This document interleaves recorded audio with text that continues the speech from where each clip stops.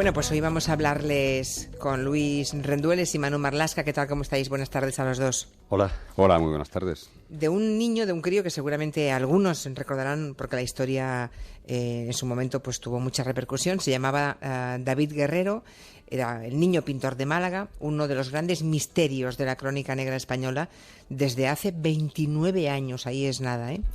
Desapareció, oigan, nunca más, sin ningún tipo de rastro. Desde hace unas semanas está oficialmente muerto, porque así lo ha pedido su familia.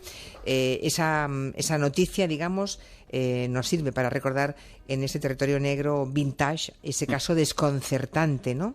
La noticia reciente, como decía, es esa declaración de fallecimiento que ha pedido la propia familia de David Guerrero. ¿Por qué han pedido eso?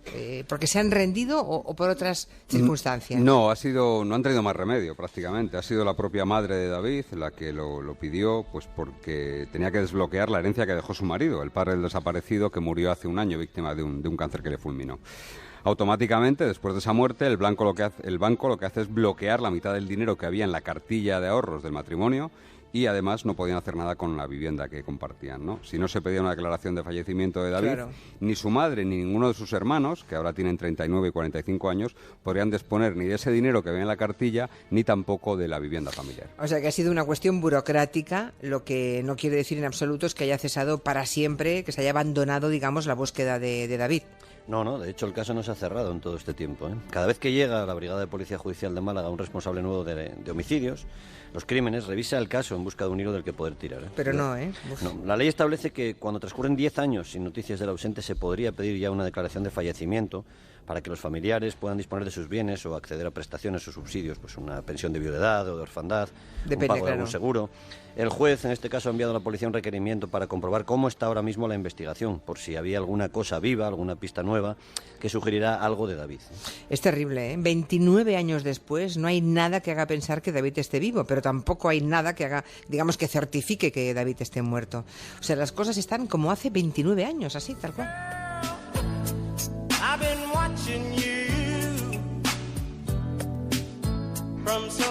Bueno, este es Gregory Abbott y esta canción sonaba en todas las emisoras de España ese 6 de abril del año 1987, que es el día que David desapareció para siempre. Su madre, Antonia, que ahora tiene 71 años, recuerda con mucha nitidez, seguramente por todas las veces que ha tenido que repetir esto, lo que ocurrió ese 6 de abril del 87. La última vez, por cierto, se lo contó y él lo publicó a Juan Cano en el diario Sur, a nuestro compañero Juan Cano. David tenía 13 años entonces, estaba ese día más nervioso que de costumbre porque esa tarde le iban a entrevistar en la radio. Una emisora local había pedido una entrevista porque exponía alguna de sus obras, tenía un gran talento para la pintura, por eso era el niño pintor de Málaga. Digo que iba a exponer una de sus pinturas en una exposición que se celebraba en el centro de Málaga llamada Recorriendo la Semana Santa. Y esta ha sido siempre una de las claves de la desaparición, porque este niño, 13 años, insisto, David Guerrero, no era una criatura normal, tenía unas facultades enormes para el arte, parece ser. Sí, era un artista precoz, casi un niño prodigio, ¿no?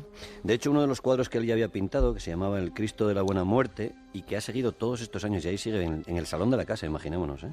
El cuadro del crío desaparecido en el salón de la casa familiar, se valoró ya entonces en 60.000 pesetas, ¿eh?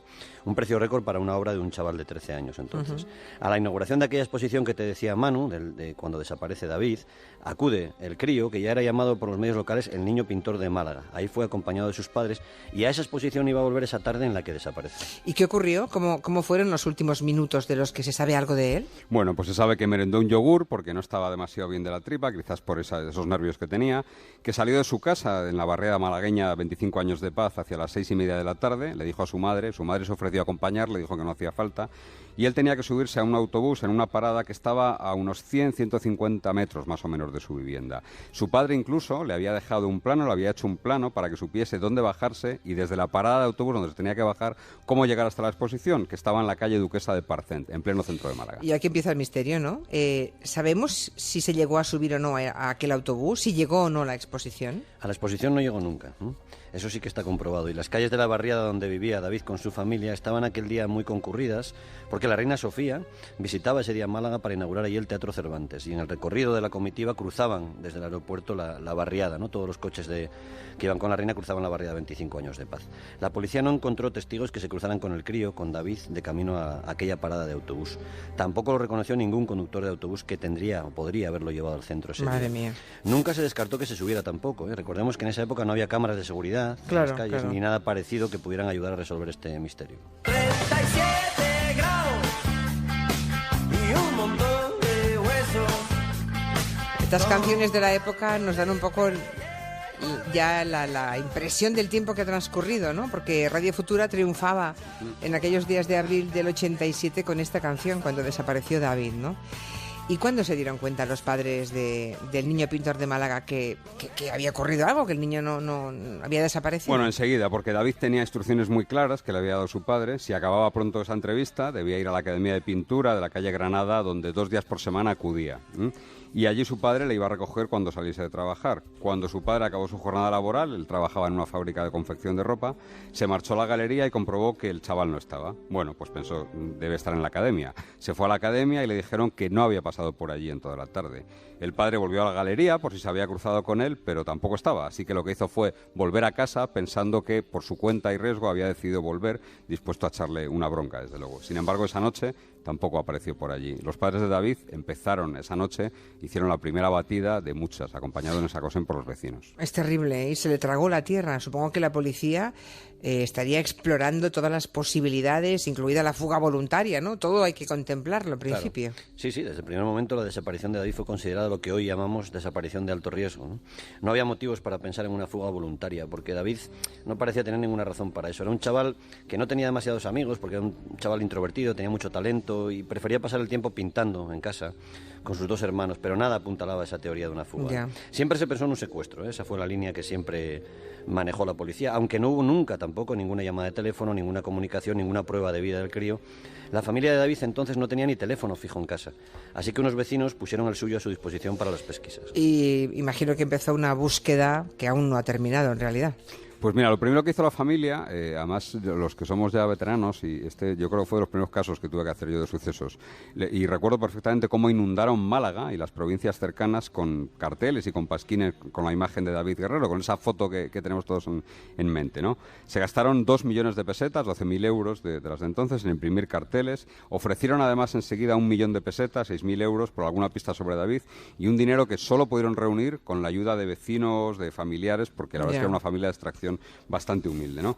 Además recurrieron a médiums, a videntes, que en la mayoría de los casos lo único que hicieron, tuvieron una participación masiva, ¿eh? en los médiums y los videntes en este caso. Caray. Y lo único que hicieron fue sacarles un montón de dinero a la familia. Ya. ¿Y nadie le vio? ¿Nadie aportó ninguna pista fiable en todo este tiempo? Hubo mucha gente que dijo verle, pero ninguno era de fiar. En la redacción del semanario El Caso, que en aquellos años todavía estaba al pie del cañón, se recibieron decenas de llamadas, según contó recientemente Juan Rada, que en aquel momento era el director del caso. Una de aquellas llamadas, la más sorprendente, aseguraba que el crío había sido visto esa tarde caminando de la mano de su padre, lo que habría dado un vuelco a las investigaciones, pero esa hipótesis también fue descartada por la policía. Ya. Y nunca hubo, por tanto, ninguna pista sólida, ningún hilo bueno, como decíais antes, para tirar de él. El mejor hilo llegó, lo encontró, de hecho, una camarera de un hotel de Málaga en el año 1990. Habían pasado 3 años desde la desaparición y la mujer encontró en una de las habitaciones que estaba limpiando una servilleta, un trocito de servilleta, en la que se leía lo siguiente: David Guerrero, Huelín. Huelín era el barrio en el que residía el chaval, ¿no?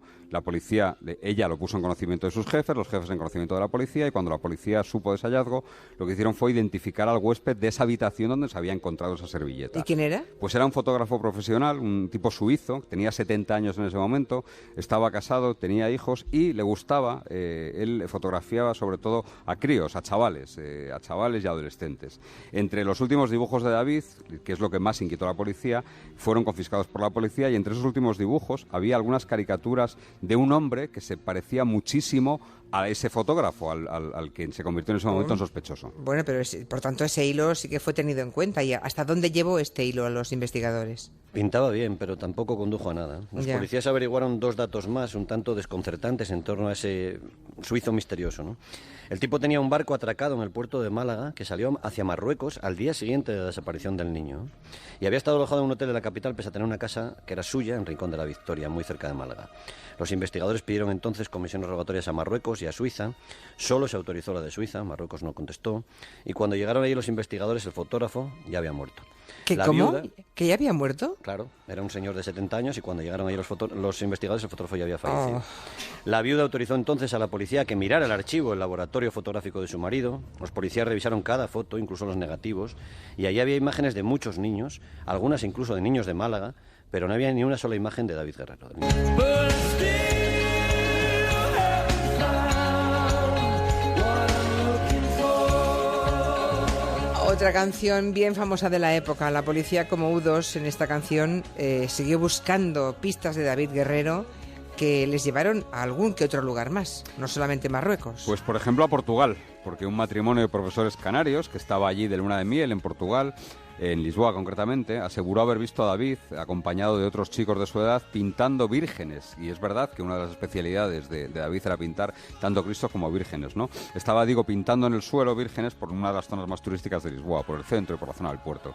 La Policía Judicial portuguesa confirmó que había más testigos que ratificaban la presencia de David en un barrio de Lisboa, así que varios policías españoles se desplazaron hasta allí, localizaron al grupo de chicos que estaban pintando, pero entre ellos no estaba David. Esa imagen, la imagen de David Guerrero, se difundió masivamente en la época. No podemos decir que fuera viral, porque no se expresaba, en aquella época ni siquiera se expresaba con ese término, pero sí que fue muy masiva la Sí. fotografía del chico. Fue mediático, ¿no? La policía de Málaga, con la ayuda de muchas ocasiones de agentes especializados que estaban destinados en unidades centrales de la policía, no dejó nunca de buscar, no ha dejado nunca de buscar. Van comprobando cada uno de los avistamientos, incluso los más disparatados, incluso lo que dicen los videntes, que aportan unos detalles asombrosos, ¿no? Han dicho, por ejemplo, haberlo visto en Milán, viviendo con una familia de artistas, haberlo visto pintando rótulos en la estación de tren de Almería, en Irún, en Ibiza, en Motril, en Francia, en Marruecos, en Venezuela, en México, Madre mía. pero nada. O sea que entiendo que aún siguen llegando pistas 29 años después. Pues la última pista llegó hace exactamente 6 años, es decir, 23 años después de la desaparición, en el año 2010. Alguien llamó a la policía diciendo que había visto al niño pintor, lógicamente ya no es un niño, Claro, claro. En una ciudad de Holanda. El testigo dijo que los rasgos de ese adulto, del adulto que él vio, eran los mismos que el de la foto de David con 13 años, esa foto que te contaba Luis casi que se hizo viral, y que sigue, además, cualquier consulta con internet sigue habiendo un montón de entradas sobre David Guerrero, ¿no? Esa foto de David que tenía 13 años, y además señaló algo que sí que llamó la atención de los investigadores. Dijo que el hombre le vio con sus hermanos y que no se parecía absolutamente nada a sus hermanos. Así que la policía de Málaga pidió a los holandeses, a los colegas holandeses que fuesen a comprobar esa pista. Se localizó a esa persona, pero tampoco resultó ser David Guerrero. Madre mía. Bueno, una piensa en esa madre, ¿eh? En esa madre con 70 y pico de años. 71 años tiene. 71 años. Qué vida, qué dureza, qué dureza. Muchas gracias, Manu Marlasca, Luis Rendueles. Hasta aquí el Gracias. Territorio Negro Vintage de hoy. Hasta la Gracias. semana que viene. Hasta luego. Hasta luego. Enseguida estamos charlando.